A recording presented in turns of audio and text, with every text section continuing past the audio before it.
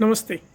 Pune Mumbai एक्सप्रेसवेवरील missing link दरम्यान जो बोगद्यात प्रकार घडला तो उभ्या महाराष्ट्रानं उभ्या देशानं पाहिला.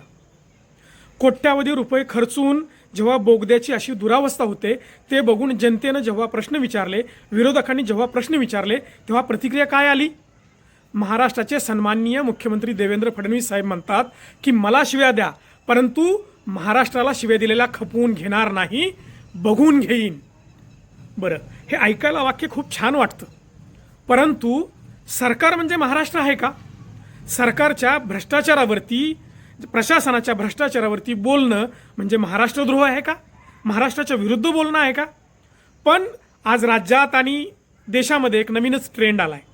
तुम्ही केंद्र सरकारवरती टीका केली की तुम्हाला देशद्रोही ठरवलं जातं, तुम्ही राज्य सरकारवरती टीका केली की तुम्हाला महाराष्ट्रद्रोही ठरवलं जातं, आणि जर तुम्ही सरकारच्या धोरणावरती प्रश्न विचारले तर तुम्हाला हिंदू विरोधी ठरवलं जातं. परंतु जनतेनं निवडून दिलेलं सरकार हे जनतेप्रती उत्तरदायी असतं. सरकार म्हणजे जनतेचा मालक नाही, आणि सरकारला प्रश्न विचारणं, भ्रष्टाचारावरती प्रश्न विचारणं हा जनतेचा घटनादत्त अधिकार आहे.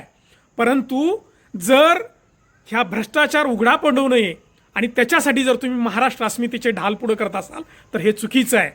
उलट या योजनेत झालेला, या बोगद्यात झालेला भ्रष्टाचार हा खणून काढणं ही महाराष्ट्र सेवा आहे. गळणारे बोगदे, पडत असलेले कोसळणारे पूल हे महाराष्ट्राचा अभिमानाचं प्रतीक कधीच असू शकत नाही.